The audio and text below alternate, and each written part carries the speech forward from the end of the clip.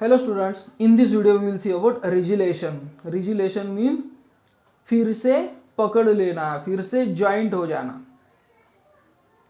अब एक एक्सपेरिमेंट से हम समझेंगे कि आपने आइस गोले खाए होंगे समर वेकेशंस में. वो क्या करते हैं, आइस स्लैब को बार बार घिसते हैं और उसका आइस का जो छोटे छोटे पार्टिकल्स रहते हैं उसको क्या करते हैं, उसमें स्टिक लगाकर उसको अच्छे से दबा देते हैं, है ना. अब दबा देने के बाद क्या हो जाता है, वो गोला फिर से स्टिक हो जाता है, अच्छे से मजबूती से पकड़ लेता है. तो अब वो चिपके कैसे, अब मैग्नेट तो है ही नहीं उसके अंदर, ऐसे चिपके कैसे, है ना. तो ये जो वापस आइस की जॉइंट होने की प्रॉपर्टी है उसके बोला जाता है रिजिलेशन. ओके. अब इसके स्पेलिंग के हिसाब से इसका प्रोनाउंसिएशन अलग भी हो सकता है. रेगेलेशन भी बोल सकते हैं, रिगेलेशन भी बोल सकते हैं. तो रिजिलेशन ये थोड़ा अच्छा लगता है ना. दूसरा एक एक्सपेरिमेंट हमको देकर है कि put a slab on ice, एक स्टैंड पर आइस रखना है, दोनों साइड में वेट बांधकर एक तार को उसके ऊपर रख देना है. तो धीरे धीरे क्या होगा, वो तार वो आइस स्लैब को कट करता हुआ नीचे नीचे नीचे की तरफ जाएगा. ठीक है. सपोज एक आइस स्लैब लिया हमने, ऐसा आइस स्लैब, और इस साइड वेट और ये साइड वेट, और बीच में तार है. तो वो तार धीरे धीरे धीरे धीरे क्या होगा, इसको कट करता हुआ नीचे की तरफ चला जाएगा.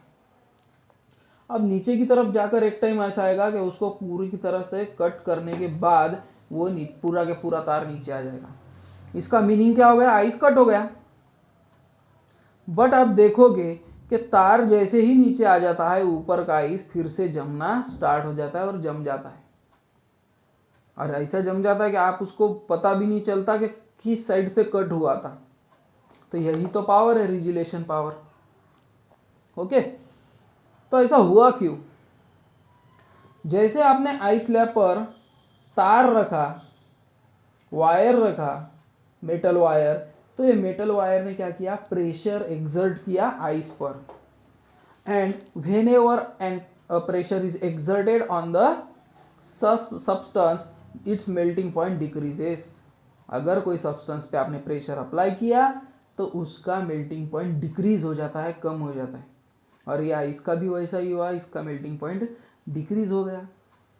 डिक्रीज होने के बाद इसने धीरे धीरे क्या किया, आइस को वाटर में कन्वर्ट करना स्टार्ट कर दिया जहां जहां वो तार था. अब ये मेटल वायर जहां था उसने डिक्रीज कर दिया, तो इसलिए वो वाटर में कन्वर्ट हो गया और वो नीचे नीचे आने लगा. अब ऊपर क्या बचा, सिर्फ वाटर, बट आजू बाजू आसपास में क्या है, आइस. तो ये आइस ने फिर से वो वाटर को जमा दिया और ऐसे करके वो आइस फिर से ऊपर का जमता गया और नीचे का पिघलता गया, और इसी तरह से वो आइस कट हो गया. ओके. तो ये एग्जांपल से हम क्या समझेंगे कि आइस में प्रॉपर्टी है वापस स्टिक हो जाने की, जिसे हम बोलेंगे रिजिलेशन पावर. ओके. तो ये एक अच्छा एग्जाम्पल है कि जिसकी वजह से हम इजीली समझ सकते हैं. उसके बाद है एनामोलस बिहेवियर ऑफ वाटर. अब पिछले वीडियो में मैंने आपको बताया था कि हीट के इफेक्ट कोई भी सब्सटेंस पे कैसे पड़ते हैं, है ना. तो कोई भी सब्सटेंस अगर हीट किया जाए, on heating, any substance on heating, उसमें 3 चेंजेस होते हैं. पहला, वो एक्सपांड होगा. दूसरा, उसका वॉल्यूम इंक्रीज होगा. और तीसरा, उसकी डेंसिटी डिक्रीज होगी.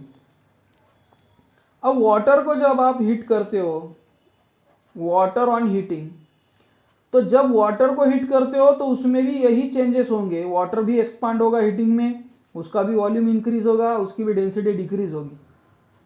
ठीक है. ये अलग सब्सटेंस नहीं है. बट प्रॉब्लम, यानी उसकी एक अलग से पहचान की हुई है यहाँ पर.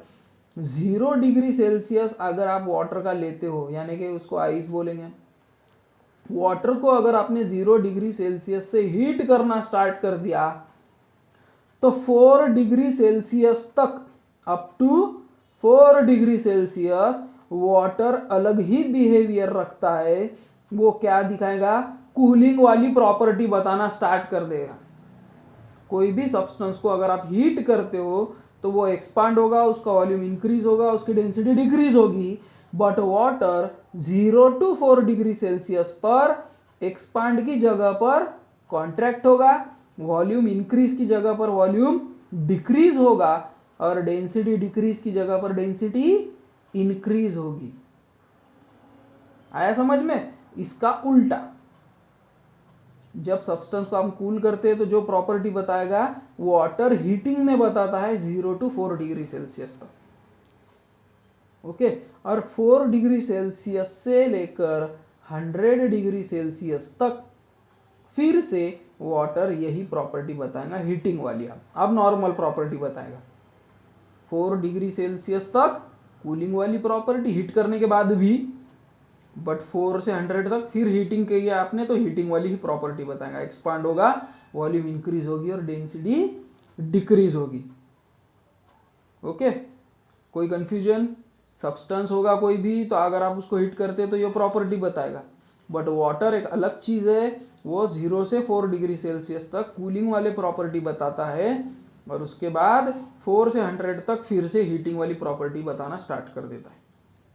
तो यही प्रॉपर्टी हर सब्सटेंस से वाटर को अलग करती है 0 to 4 डिग्री सेल्सियस तक की, इसीलिए इसको बोला जाता है एनामोलस बिहेवियर ऑफ वाटर। पानी का एक अलग ही गुणधर्म है, अलग ही प्रॉपर्टी है।